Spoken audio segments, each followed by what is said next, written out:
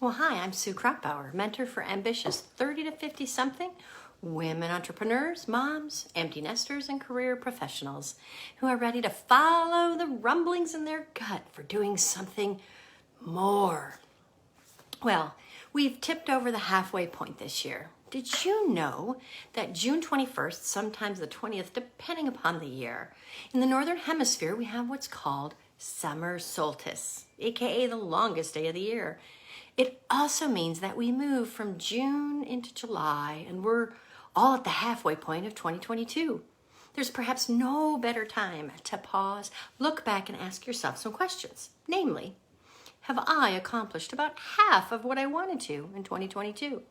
Am I on track to finish what I set out to do before the year ends? Are you halfway there or falling behind?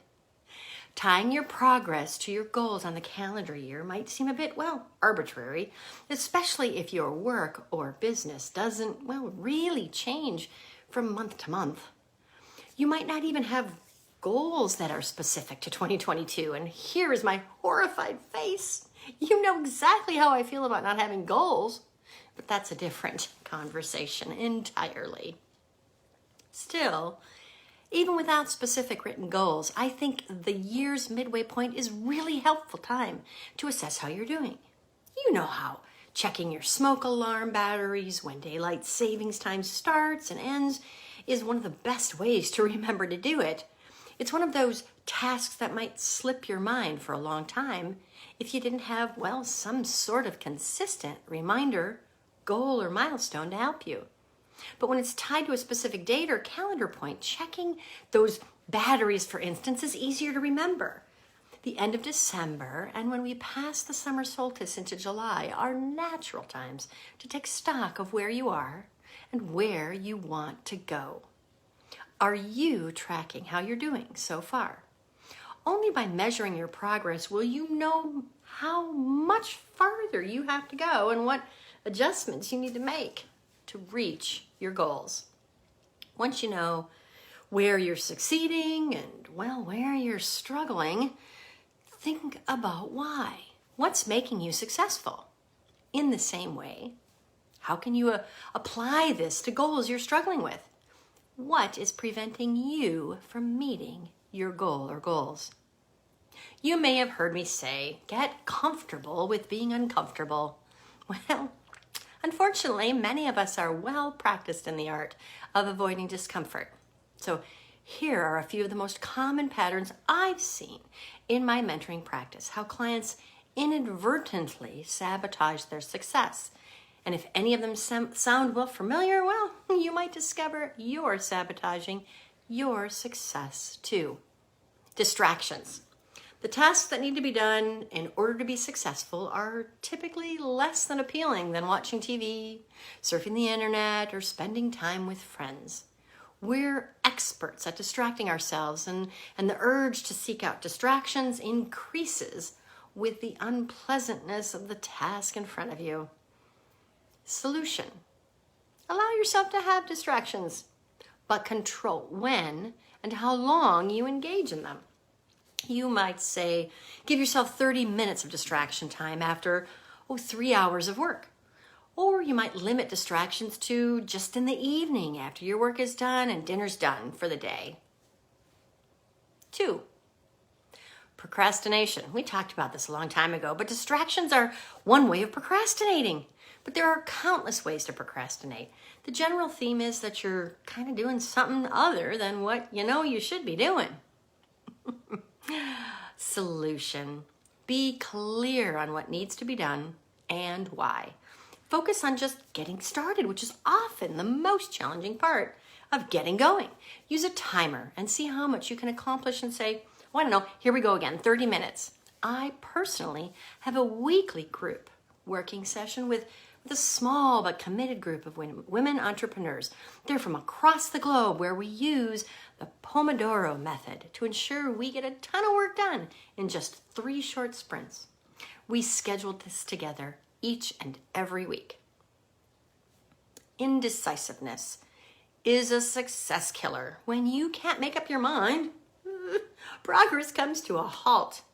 If you wait until you have all the wisdom and information necessary to make a perfect choice, you will be waiting a long time, my friend. Brené Brown talks about being perfectly imperfect. You have to pull the trigger and move forward. So, a solution might be clear on what needs to be done to accomplish your objective. Give yourself a time limit.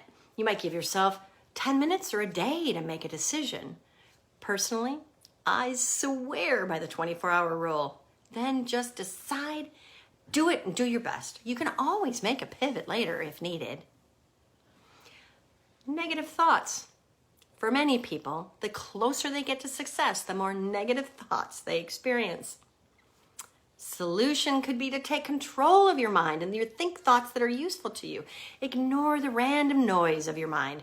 You don't have to engage with your random monkey brain thoughts. You can choose to ignore them.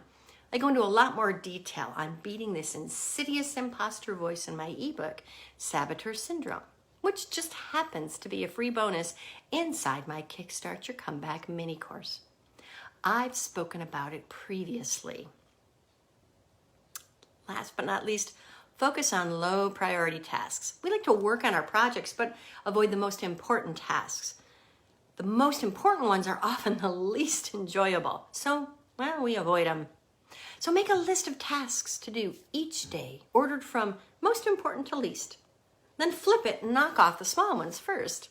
It allows us to feel like we're still making progress. I don't know about you, but I get such satisfaction from checking things off my list. Oh, I'm going to add one more. Quitting. Now, this is the ultimate way to sabotage your success. You can't achieve anything if you quit before you're successful.